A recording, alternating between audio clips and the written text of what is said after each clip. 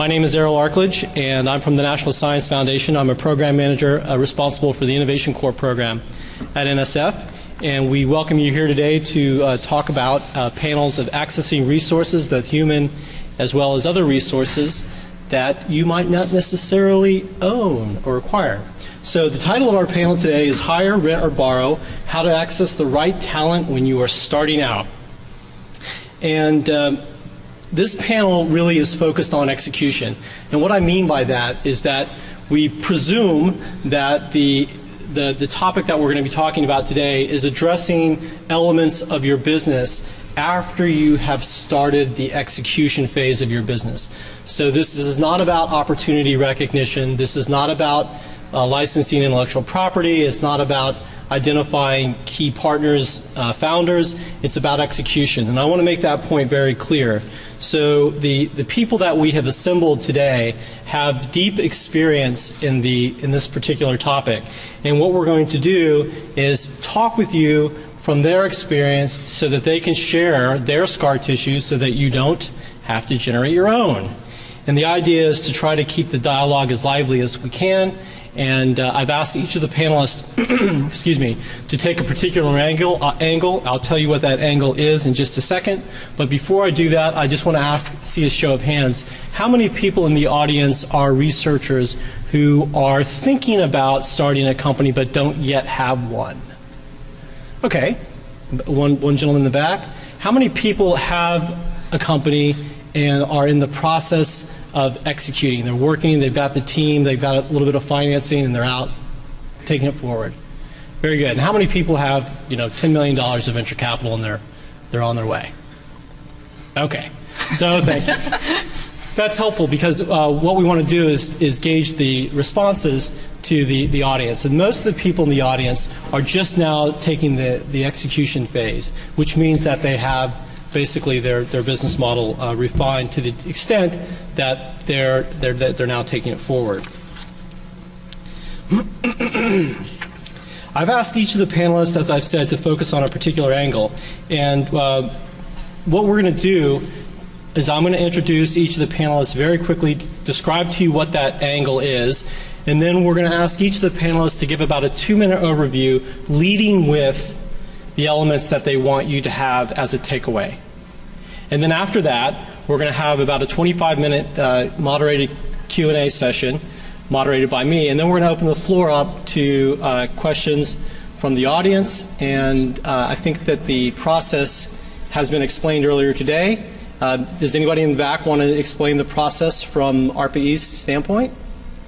Nope. Okay, so you guys know what we're doing. You're texting your questions to that hashtag, and then we are taking them as they come. And then we're going to spend about 5 minutes just wrapping it up. So to begin with, we have Jennifer Crystal Boulanger, who's the director of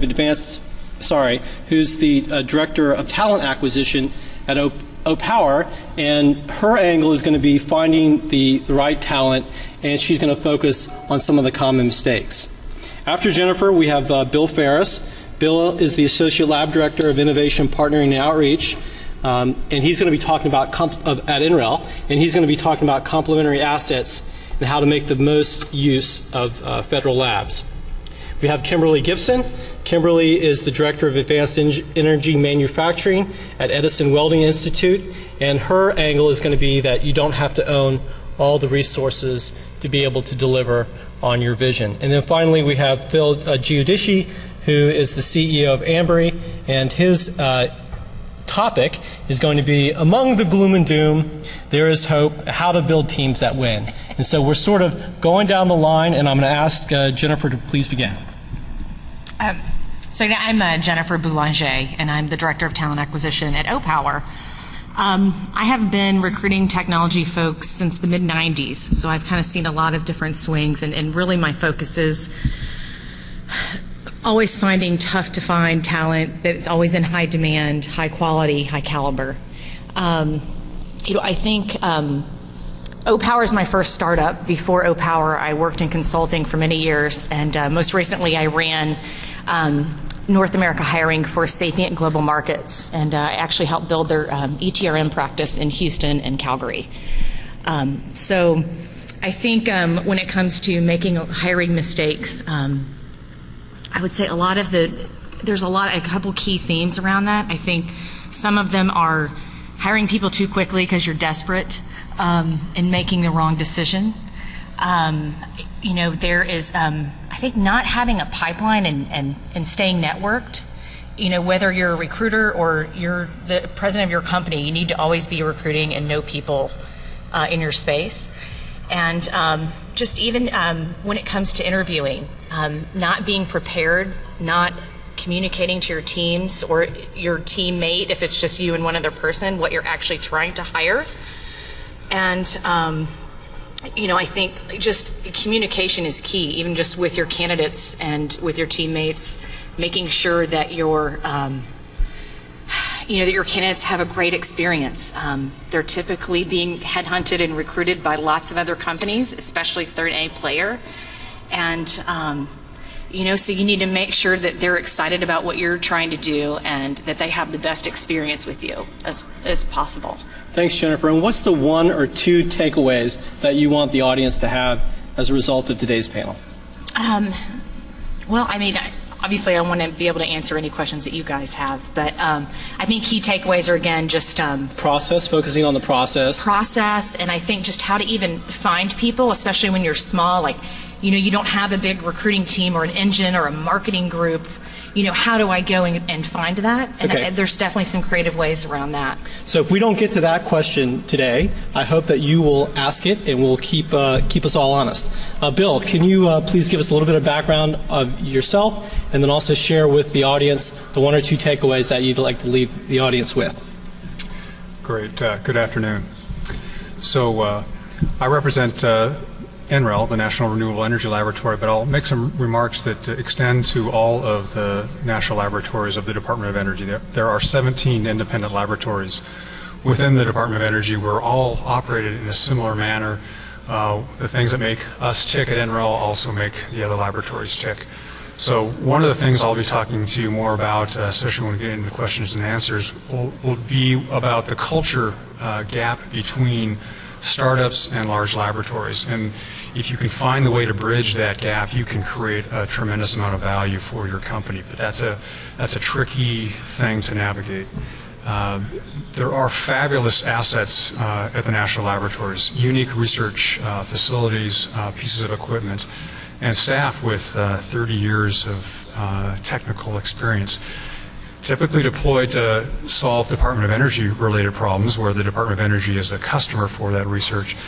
But if you can take a slight pivot on that capability base, you can put it to work for your company.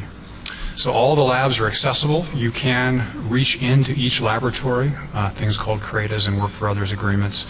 So it is quite possible, if you have the resources, to tap into that asset base. There's also a new contractual mechanism that's brand new at 6 laboratories. It's a private contracting capability, so the labs actually can do a stand-up business deal with the outside world, not encumbered by Department of Energy regulations for the most part. There are a few strings attached, but for the most part you're actually negotiating with the laboratory contractor to access those capabilities, and that could be quite flexible and advantageous to you. Another thing, I'm not sure I'll get to it in the remarks later on, but there is a site called the Energy Innovation Portal. If you just Google that, you'll find a listing of 17,000 patented technologies that exist and are available for licensing from the Department of Energy National Laboratories. And the reason I bring that up is you may not be looking for a piece of intellectual property to underpin your business or product, but you, by looking at that site, can understand the capability base of the laboratories. And we've made it possible that you can actually find the person who knows about that technology at the laboratory, so you can, via email and a couple mouse clicks, find the person who knows about that technology. That could then develop into a much more robust R&D collaboration. Thanks, Bill. Kimberly, same to you. Please give us just a little bit of background and also leave with the 2 or 3 things that you'd like the audience to take away. Great. My name is Kimberly Gibson. I direct the Advanced Energy Manufacturing Center at EWI, formerly known as Edison Welding Institute, kind of like Kentucky Fried Chicken. Now we're just EWI, so KFC. Our business is really focused exclusively on engineering solutions. It's all about focusing on our clients' competitiveness, the people we work with. We're deeply knowledgeable about manufacturing and the joining of dissimilar materials, as well as technology maturation and prototyping. And it's not a usual skill set that we bring. Our emphasis has always been on manufacturability, and that's my role at EWI. We have about 130 staff with 7 to 10 years of industrial experience, and I bring that up because it's all about working with public and private clients in unique ways. Today, we all have to leverage the amount of resources that we have. We know there's not a lot more resources coming online for anything, so shared services and shared resources are key. I think they are not all created equal, however, and your ability to utilize them is critical. I think one of the questions that Errol challenged us on earlier was like, why am I on the panel? So I wanted to answer that one for a second to say one of the other unique things I got to see in my career was I helped manage a $150 million fund for the state of Ohio. And in that process, we were looking at companies that were trying to mature and scale up their product for production. And these were energy companies, and this was about 4 years ago. And you remember that really awful time when there was no capital available to do anything between 2008 and 2010? Well, that was the time that we were in business. That fund was in business. And it became very clear to me that the companies that succeeded in getting that money were the ones that knew their customer, knew their end user, and had a plan and a path forward to partner and collaborate to get what they needed done. So if I would leave you with anything, I would say you don't have to do it all yourself. You're not a lone wolf, and you cannot be an expert in every aspect of what you need to do to make that product good and put it in the marketplace. So I hope I get to talk a little bit more to you later about what are some of the ideas. I guess the one thing I would leave you with is that I have a passion for helping companies achieve those goals, connecting them to the right resources at the right time, and that's going to be critical for you. Thank you, Kimberly. Phil? Hi, yes. I'm Phil Giudice. I'm the Chief Executive Officer of Ambri.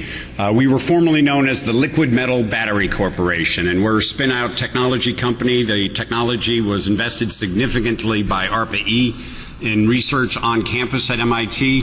We're the licensee of that technology. Dr. Bradwell, Dr. Ortiz, and Dr. Sadaway were the founders of the company. I joined in 2011, November. I was the 7th employee, and today I think we have 29 employees, and it's really quite exciting. It's quite a privilege and an honor for me to be in this role. I've been in this business, though, for almost 40 years now, and the recruiting experiences have been very different in some of the different venues that I've had. For 20 years, I was in management consulting at a very top-tier firm that wasn't quite as big or as reputable or as known as McKinsey, so we decided we would pay better than McKinsey to make sure we had the best talent. And so that was a very simple lever. We just paid people enormous amounts of money and enormous bonuses for performing. And you either perform at the levels that generates the economic value at that level, or you go find something else to do. I went from that to another enterprise that was a startup company, and that was NREL, and I was the third person to get involved in that company, and that grew to about a 300 or 400 person firm when I left, and that was a real privilege and exciting challenge. Kristen Brief joined me at NREL, and she's now over here at Ambri. And it was, again, very inspiring challenge of sort of harnessing the demand side of the equation in the energy world and bringing it into the energy markets. And we inspired all kinds of folks who had never had any kind of energy experiences to be able to figure out how to actually do that. I went from there to government. I was energy commissioner and energy undersecretary in the Commonwealth, inherited a group of about 15 or 20 folks. The number one challenge for those folks was, from the governor at the time, was don't make news. and we were out in front of the stimulus, and we were out in front. I was elected to the chair of the National Association of State Energy Offices, so we got an enormous amount of resources coming from federal government, and we had a governor, Governor Patrick, who was very dedicated to changing the energy future for the Commonwealth, and consequently, all of these people who are doing yeoman's work but very not visible were really thrust in the spotlight. And it was so wonderful to see these folks grow into those roles and responsibilities and really be able to deliver something quite exciting. And now at Ambri, it's just a phenomenal excitement once again of bringing new bodies, new people into this business. So the doom and gloom comment that Errol mentioned is, I do know so many people are interested in the energy challenges of the world, and there has never been more potential in actually making progress on our energy challenges, be it conventional energy challenges or the cleaner and greener and newer energy challenges that we face. And yet, I don't think it's ever been as hard as it is right now to get progress along those fronts. It's hard to get funding for it. It's hard to build teams. Not very many companies have had any great success. So when you go back and talk to your family or your parents or your roommates or something about this new exciting job you're going to take in the energy world, it's kind of looked a little bit askance. No one has had, tremendous wins in the energy world yet. So I think it's really tough times. I think it's really exciting. It's really important. And I think we can build great futures for ourselves, but we got to really sort of learn from each other and figure out how to make this happen. Thanks, Phil. So as you can tell by the panelist perspective, that we're talking not just about resources in terms of human resources, but also resources in terms of access to skill and capacity as well. The first question I want to throw out to you, Phil, and I want to ask you, how important are talent decisions in the startup process? To me, it's the most important decisions that we get to make any day of the week. And I think I agree with Jennifer where she was saying you really have to think about this as a whole network, a whole portfolio, a whole pipeline of relationships that you need to be spending time in building, and make sure you're communicating with the candidates, with your colleagues, as to exactly what this is about and why. You make good hiring decisions, your life is so much easier. You make bad hiring decisions, your life is really, really hard. And you just got to sort that out. And there's no magic to it. I mean, I think of it as applying the golden rule kind of more than anything, and literally treating people how I would want to be treated. As the guiding philosophy as you're thinking through these processes. None of the startup companies have the kind of funds that large multinational energy companies have. So we're not going to compete on the excitement of giving people big checks like I could when I was in the consulting world. So you got to figure out other things to kind of work with it and motivate people and make sure you bring in the right people.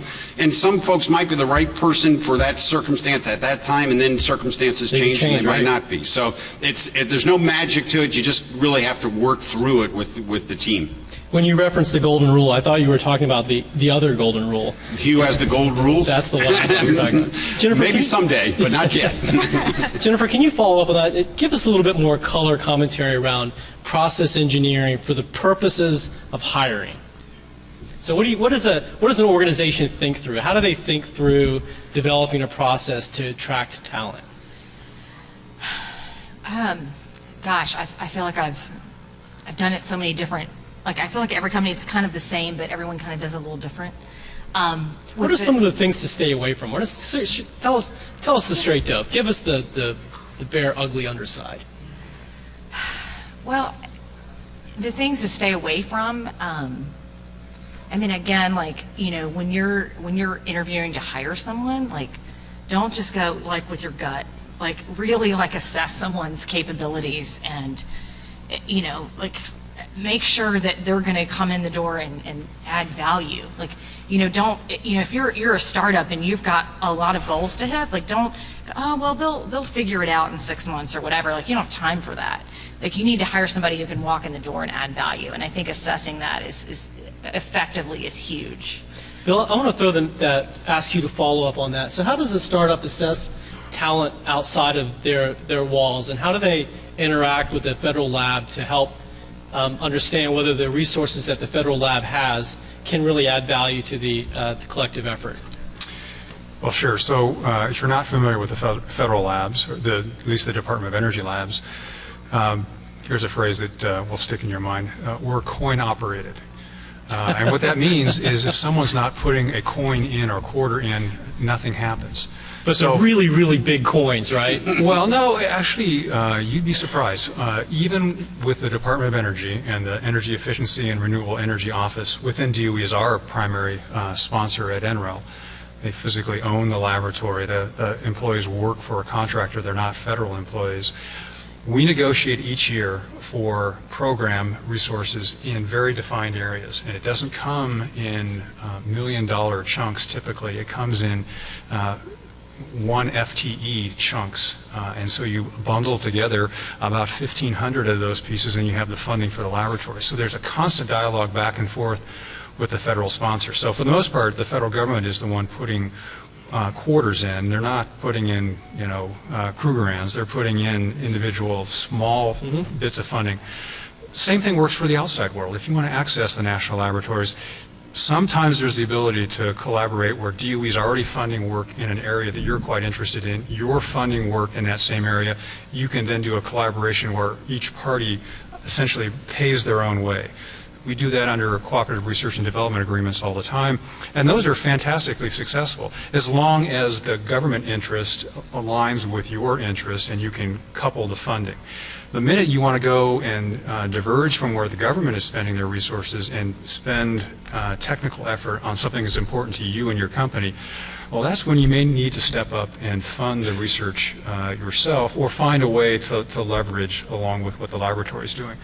Our funding cycles are actually quite long. Usually we're looking several budget years ahead in terms of the overall program where it's going kind of in large strokes, but in each funding season, if you will, we work with EERE in the late summertime, August, into September to figure the research agenda for the following year. So if you're approaching the laboratory in the summertime, you might be able to collaborate and think about research that might be impactful that would start several months later. Thanks, If Bill. you come, but if you come in January, you may not have as much luck.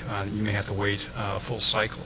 Kimberly, I'd like to ask you to follow up with that. And can you share with us how startup accesses knowledge at at EWI? And Yes, I'm glad that Bill ended. I'm sorry, it's William, right? Bill. Bill, Bill's great. good.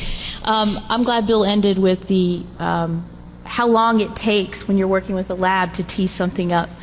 And that's an important differentiator because I think there's a role for a lab, but there's also a role for a not-for-profit research and development organization.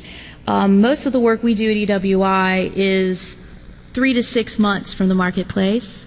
So if you need somebody to do something in a week, we can do it in a week. If you need somebody to do something in 6 months, we can do that. It's very scalable and extremely flexible to whatever your needs are. That's the unique thing that we offer. The other thing an R&D organization that's sort of in a not-for-profit model offers is a membership, access to a membership. If you join membership, you get unlimited access to calling up an engineer and saying, hey, I'm looking at this material, am I crazy? What are my problems going to be? And you get an automatic answer that day or a day after. Also, so the point is that sometimes you need it now. You can't wait. You can't always look in your crystal ball and say, if I talk to them in January, I'll be ready by April. And there's certainly a role for that kind of foresight. But when you need it now and you need an answer, you need someone who's more flexible and more nimble. Now, that you talk about the coinage. Maybe it would be like one of those Kennedy half dollars that are mostly silver. But it's possible. Thanks. Phil, can you share with us your experience in accessing perhaps some talent at federal labs? Obviously, you've accessed talent at MIT. Have you ever had a chance to access any talent outside of the academia? Yeah, so we've been in conversations with the labs, and we've had great receptivity there to get involved. There's great testing capabilities both at NREL and Sandia for batteries, and I think that can be a very important sort of third-party verification as we get to that stage. But the other aspect, and we're certainly open to talking with nonprofits and basically anybody who can help kind of move us down the path faster, cheaper, higher quality. So the more direct path that we're going is actually with outside firms. and we're working with a handful of outside firms on a whole range of aspects of the business. So we absolutely are owning and driving our core technology, but we appreciate that there's lots of expertise out there that's outside of what our core technology needs to be. Power electronics, battery management systems, and it's much better to sort of build off of, establish appropriate relations with those firms. And so you get into conversations around who owns the IP and you know, what are they bringing to the party, what are you bringing to the party, and how you're going to proceed together. And then you got to make sure there's alignment of sort of vision and goals and stuff. If you don't want to be the small firm that is, you know, being looked at as somehow the bread and butter for some other firm, and that they're not sort of wed to your success. Like if they think that their success is measured every time they get their bill paid, you're probably not the right kind of relationship. You really want folks to be working with you intimately to solve your business success. And there are a lot of firms that understand that and will adopt that. Can you share with the audience how the board level, the board of directors level dialogue takes place when you're talking about what is your core competency versus what you would maybe farm out? Yeah, so we got a great board. I serve on the board, Dr. Sadoway serves on the board, and 2 of our investors are on the board. And then we have an observer as well. And all of them are aligned with the same purpose. So all of our investors, it is Bill Gates, Total, and Coastal Ventures are all aligned with the idea that we want to change the world in a fundamental way through our technology. And so it is a really nice place to be working with. So these aren't folks that are saying, oh my goodness, we've got limited partners, we have to go and, you know, get liquidity by the end of this month or quarter or year, and you know, otherwise we're going to be in trouble. And so, one, we've got the right kind of investors for the kind of technology that we're playing. Let me interrupt that for that train of thought, because that is such a critical element of how a startup thinks through what they deliver in the near and the midterm. And I just want to see a show of hands. How many people in the audience are venture backed by a standard limited partnership, a venture capital partnership? Okay. How many people are backed primarily by foundation funds, either government funds or nonprofit funds? Okay, thanks.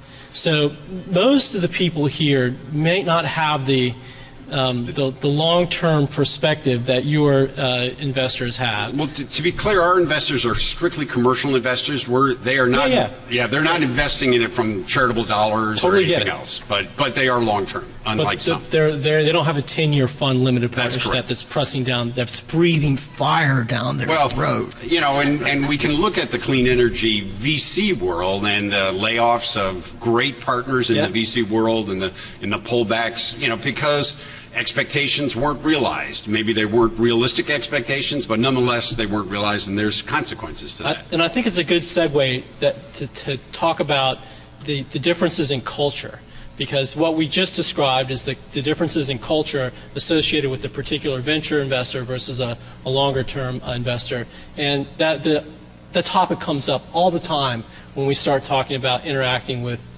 federal labs, because the culture is different. We have to recognize that. Bill, can you share with us the straight dope? Tell us how the cultures are different. Tell us how the incentives are different. And so we can empower the entrepreneurs to understand what those differences are as they go in. Sure, I'd be happy to. First, I'll clear up one misconception I may have led you all to, that the labs are on this annual cycle and that's all that drives them. That's what drives the DOE engine. If you're the private sector and you're trying to access the laboratories, you do that off-cycle, you do that at your own pace.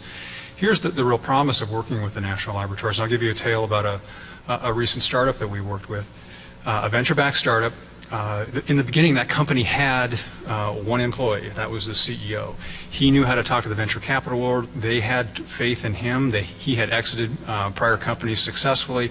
They installed him as a CEO around a technology that they had taken an interest in. And then he built his R&D staff at Oak Ridge National Laboratory and at the National Renewable Energy Laboratory. So in the beginning it was one CEO and then a research team of about 10 staff at the national laboratories.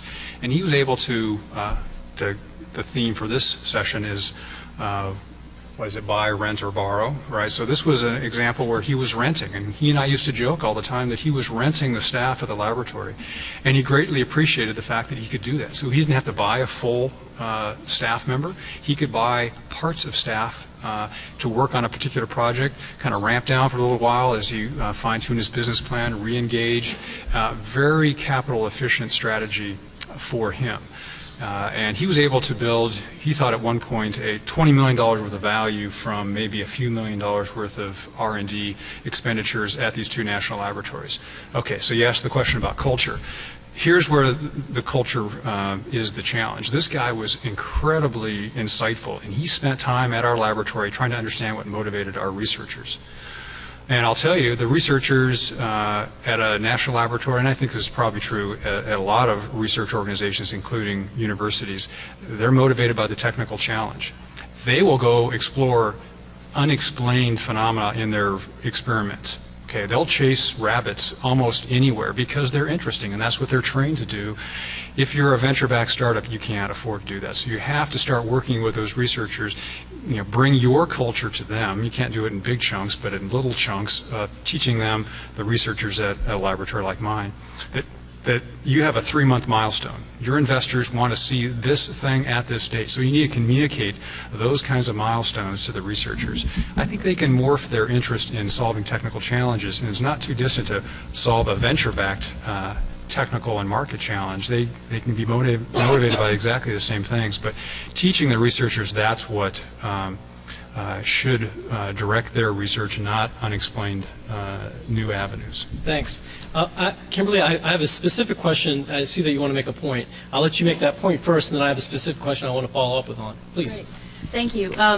So I wanted to pivot off of something that Bill said, and one of the things we've worked with very recently in the last few years is having venture-backed VCs come in and say, okay, we've got a portfolio of these 10 companies. These 10 companies are dealing with issues related to manufacturability, material selection, whatever it is, whatever's in the suite that we cover. And then the VC will cover the interaction between, so it's a long-term relationship over the time they're with the fund. So it's not dissimilar to what you described there, but in a different not-for-profit model. The other point I wanted to make culturally, I loved what you said about the culture of exploration. Because when you're at a not-for-profit R&D company, it's a little bit more urgent. You have a quarterly requirement.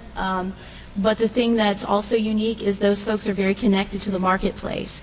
And what we see is we have folks that have been out in the marketplace, are very connected to it, and have a broad range of knowledge. So you might be asking them about materials, but they're going to tell you about sensors over here, and you have no idea that it was important, or they're going to connect you up with a company they've been working with. Right. And it's a kind of an opportunity matrix that you never could have thought of and probably wouldn't have had access to otherwise. So serendipity really does make an impact, right? Absolutely. So the question I was going to ask you was, you had already addressed, but let me ask it formally so that you can think through it. And I was going to say, the question was, what are the benefits of working with a not-for-profit research institution? And you hit it, you nailed it right on the head. Yeah. I do have a question from the audience that I want to ask each of the panelists to give provide just a very quick overview on. And that is this. It's what's an applicant with a business or economic development background do to distinguish themselves in a startup recruiting for energy? So if I have an economic development background, how can I position my thrust into the startup to really make myself stand out? Jennifer? Well, what's interesting is we get probably 5,000 applicants a month. So my team is slammed, and so anything you can do to differentiate yourself is great. I always tell people, and it sounds kind of dumb, but the cover letter does make a difference, especially when you're getting so many. You're looking for that person to kind of stand out. Going to things, trying to meet people at that company, using your network. If you know someone that knows someone, that definitely, we give all referrals an extra, they get a little special attention because they know someone, so they get their foot in the door. It's because you want to honor that contact, right? Well, So, I mean, and there's typically your referrals are your better hires because they know the person, they've worked Sure. with them. That's a valid, it's a valid reference. So, and just with even that background, we get hit. We have I guess this isn't the same, but we have MBA programs rolling through Opower probably once a month from the top schools. And it's tough, it's competitive, and they come and introduce themselves, and we do everything we can, but we're only a 300-person company. We don't hire thousands, so we get way more than we can. So, Bill, how would you answer that? If somebody wanted to position themselves to get into this space, what would your response be to that? So a couple ways to answer that. One, treat the laboratory as a big brother. I think the labs are actually interested in doing that. There are economic development staff at each laboratory. So at NREL, we, about 3 years ago, set up an incubator outside of the laboratory. We actually provide space for fledgling clean tech companies to come in, meet other companies. There's conference space. We have an incubator manager who can provide consulting services and mentoring. That works really well just to get connected into the clean tech space. As you progress, and unless you're self-funded, you're going to get to the point where you need to raise some additional expansion capital. We have a fabulous network. We run something called the Industry Growth Forum each year. We have several hundred companies that are at the point where they're looking for that expansion capital. They'll apply to the forum. We have hundreds of investors look at these companies, then we bring them to a conference, usually in late November, and it's just a fabulous event. And so if you're that fledgling company, apply to that conference. Even if you don't get in, come, and the networking is probably the most advantageous part of that meeting. You will be seen by a lot of companies, either peer companies or investors, both from the venture capital, but now much more from the strategic partner kind of end of the spectrum. And then also from family offices who are now looking. These are high net worth individuals who have set up foundations or investment arms and are very interested in the clean tech space. So they're one of the best looking new sources of expansion capital. I once worked for a startup that was developing technology for the semiconductor processing space, very conservative industry, and we would go to the conference year after year, and the first time that we went, they would say, you guys aren't going to be around in a year. This is crazy. This is a crazy idea. We were building the same crap for 3 years, and at the third year, they started to say, oh, yeah, you guys are still around. That's good. And literally nothing had changed with respect to our technology. It's just, showing up and getting credible. Kimberly, do you want to take a stab at that? Somebody wants to get into this space. They're sitting at a cocktail party. What would be your advice? I'm not dissimilar to what the others have said. I would say relentlessly collaborate. Network yourself as deeply and as vertically as possible, because you will use those networks. And I have to say, it's kind of a small group right now, and it won't be like that forever. But you all are first movers. All of us are here in this conference, or you wouldn't be here. And then you need to have a sense of what you need to get out of those networks when you start to create them. What are you looking for? And I find that economic development people are very good at connecting things that don't seem to fit together. And I think going with the unusual connection is also a way to blast past your own reality and really do something unique.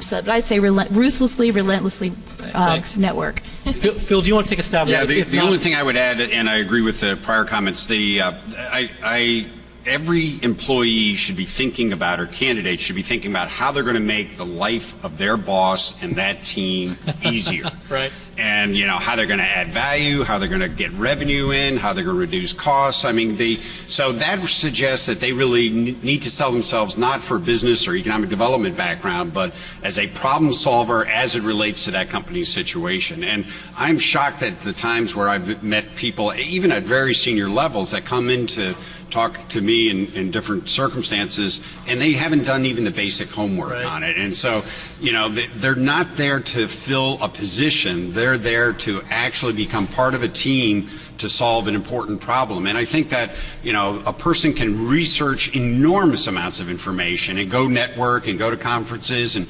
read presentations and stuff and actually have a point of view when they come in there and say, you know, you may not have thought about this crazy company called Opower, but I think I got an idea as to how we can actually push this thing further, faster, easier, and have more fun doing it. And I think that's a very interesting conversation. Obviously, they're not going to be the expert coming into that first meeting, but that's a very engaging conversation to have with the team that sometimes doesn't happen.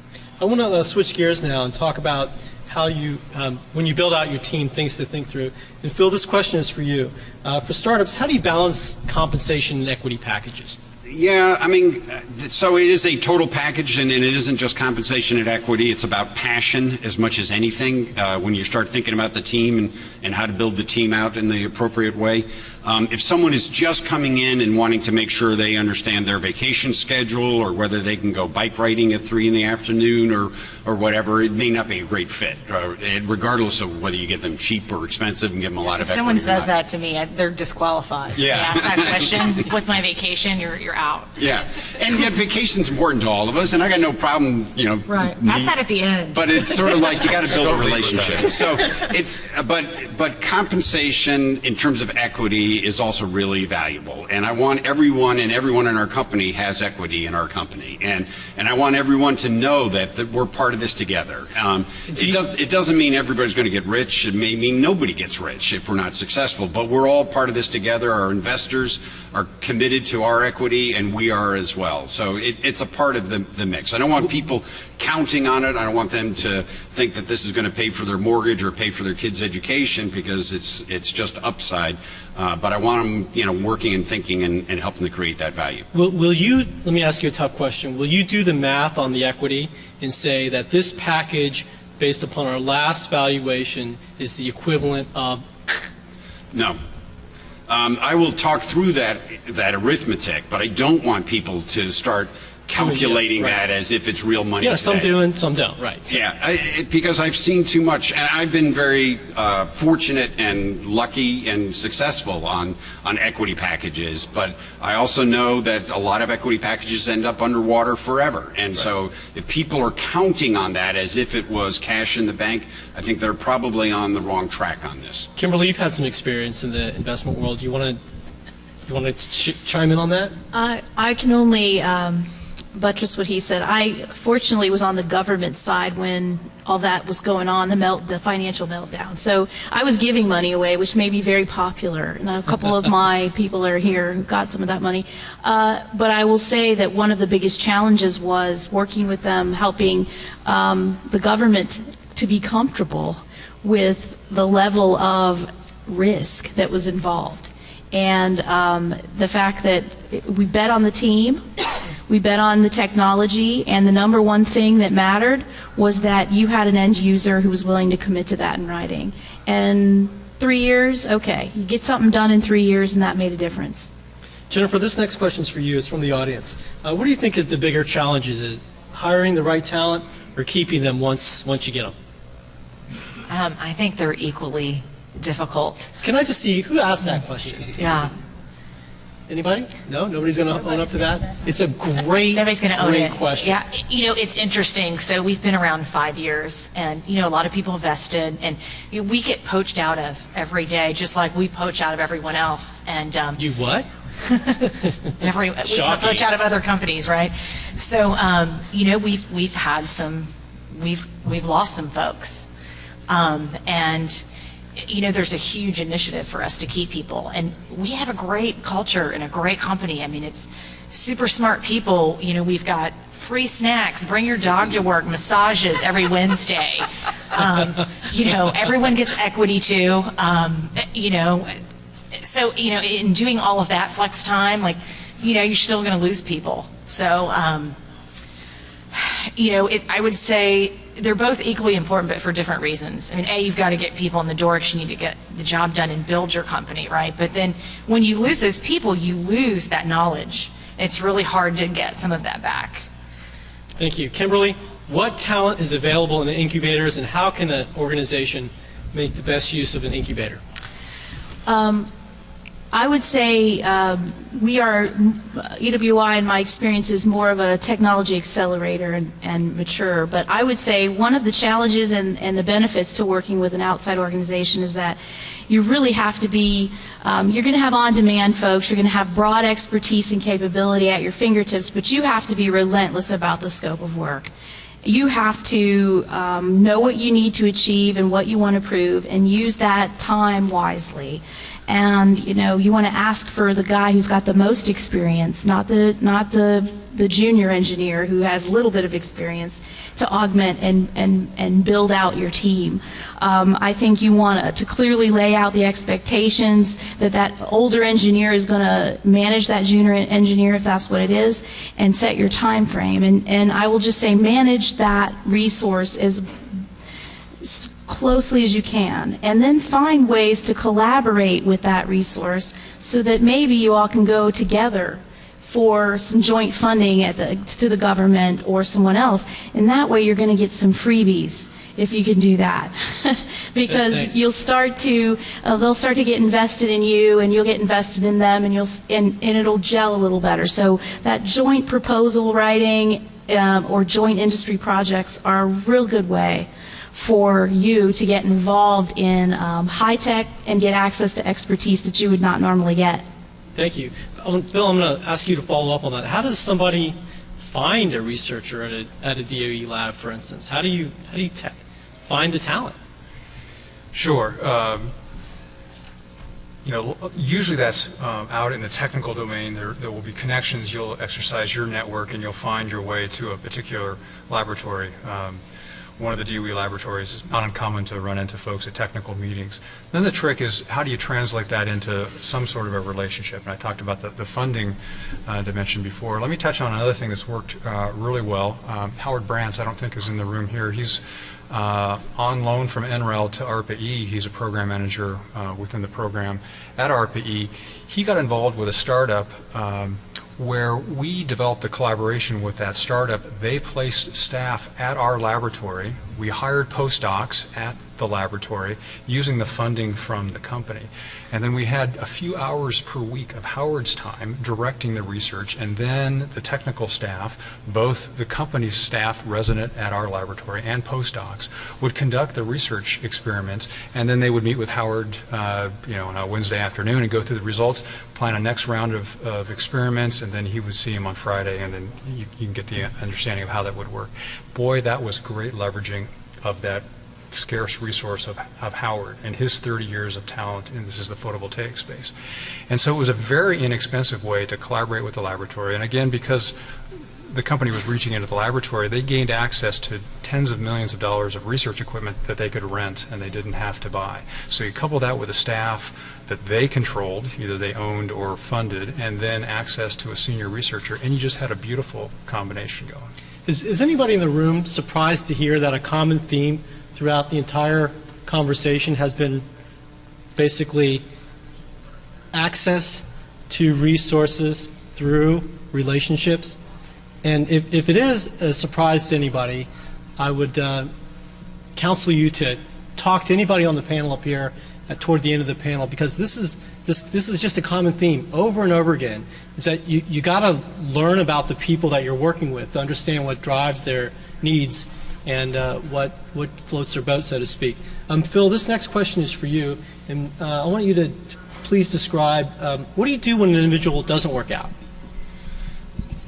Yeah, this gets back to the golden rule aspects of circumstances, because we don't always work out in all the situations we apply ourselves to. And I have been around organizations that don't sort of address that directly, and sort of and large utilities clients of mine in the past of consulting, where they would leave people in roles that were completely ill-suited for like decades, and you could almost see the and everybody around knows it, right? Yeah, and you can see it almost a cancer develop of where everyone is just walking on eggshells around this team, and And it's just not a healthy way for that individual or for the enterprise to sort of work through that. And so, you know, all of us are sort of, we have rules and we have sort of better and worse places to apply ourselves to, and sometimes the organization needs to help recognize that with the individual, that this isn't a good fit and they need to, you know, figure out a different path It's forward. not about you.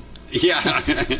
So, I mean, there isn't any magic to this either, but I do think that, and it gets to the issue that Jennifer touched on, is when you hire someone, especially as a startup, you know, that person really has to be able to advance the cause pretty substantially and pretty immediately. And if it starts looking like that's not happening, you know, over some considered period of time, it's really time to sort of step back and really look at this and say, this is not a good circumstance. And that's one of the beauties of startups is, you know, you're focused and you're making things happen every day. Right. You can't allow a lot of sort of folks who aren't performing at very high levels because there isn't any room for it. So here's a softball question. Do you allow a new individual to change the culture? Or do you get that person out of the culture? Oh, I mean, you know, if your culture cannot accommodate new individuals, I'd be questioning the quality of your culture a lot. So it's not an either-or question is the simple answer. I mean, if you're so maniacal about, you know, you better be all male, all white, all whatever, Ivy League, you're probably not a very robust culture to serve the world in today's world. So I definitely think that you want new people to come in and change the culture. They should be part of the culture. But at the same time, you'd better perform and you'd better be able to get things done. So it's, again, not either-or kind of answers. Jennifer, can you share with us some denuded of public-private information, horror stories about hiring challenges that you face as a professional? Since you do this professionally. I mean, this is your job, right? Come on, share with us the ugly underside, please. The ugly. I know, they put me on the spot and it's being recorded. Gosh. So I once had to fire. Do you mean like a hiring situation or just a recruiting situation? Let's talk about a hiring situation. So somebody, well, no, actually, it'll be easier for you to talk about a recruiting situation. So talk about how you identified a challenge before they were inside of the enterprise, and what you did with it. So it's interesting because we, every candidate that interviews at Opower, before they interview, they actually get a homework assignment. And it's really like a problem solving, like, you know, they were talking about before, where you have to actually like kind of look at our problem and come up with some sort of solution. And it depends on which role you're in. You know, obviously like a developer is going to have a coding problem. A product manager is going to have something along the lines of building a product, vice versa. Even recruiting, we have a homework exercise. So, I don't know if it's a horror story, but we get some really interesting homework assignments sometimes. And, does the dog ever eat it and doesn't get turned in? No, I think, people just, I guess people don't really, they don't take it seriously, and it'll be full of grammatical error mistakes, or, and you're like, oh my gosh, like, why do you think this would be okay to turn in, or things like that. Other than that, I mean, I think that, there's always kind of weird interview faux pas with folks. I just don't know if I can really talk about stuff. If it's really a... Kimberly, please, jump in. I'm going to save you, okay? This is not a bad one. This is a technique for avoiding that kind of nonsense. So before folks come into our organization, and folks tend to stick around a while, so we have them do what's called a CPQ assessment, and it's basically it takes 10 minutes. They go through and they pick words.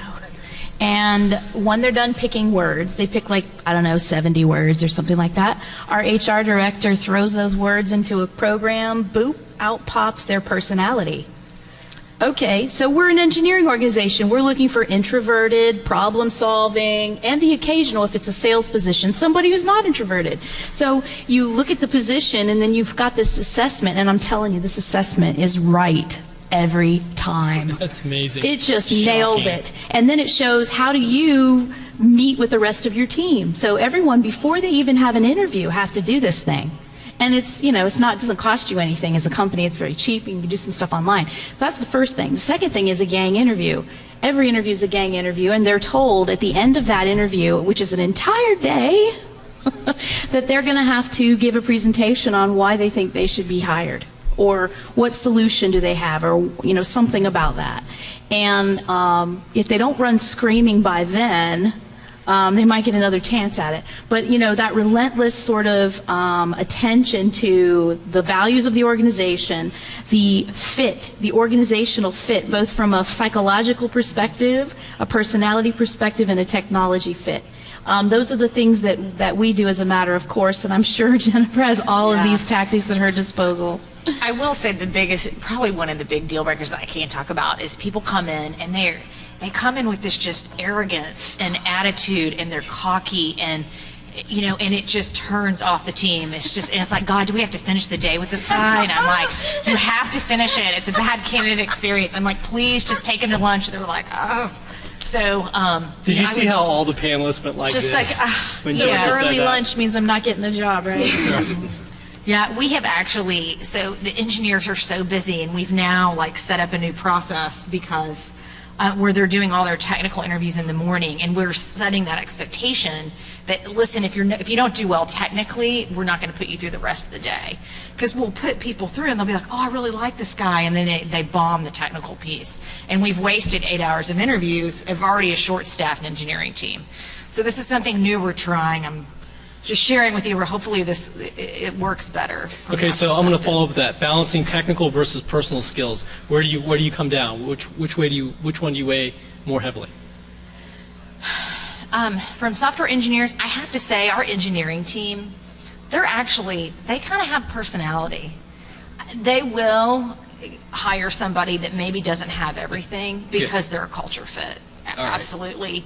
But we are on this big push now for hiring. We've hired a lot of college kids. We've hired a lot of more junior software engineers, kind of 3 to 5. So we're on this hunt right now for the 5 to 10 year senior engineer, and that's our big gap right now, and it's our big challenge. So. Okay, we are almost at the end of our panel. Errol, just one real quick. A friend was telling me about experiences back on the conventional energy side, and energy companies in Calgary are actually going out and hiring junior engineers in college, giving them full-time jobs and paying them a stipend because the talent pool is so short for some of those jobs out there. So it's cold though. Yeah, it's got all the challenges. Calgary, that's a rough market. So I think all of us are going to be needing to think about recruiting and the talent team very differently over the coming decades as these challenges get harder and harder for us to deal with.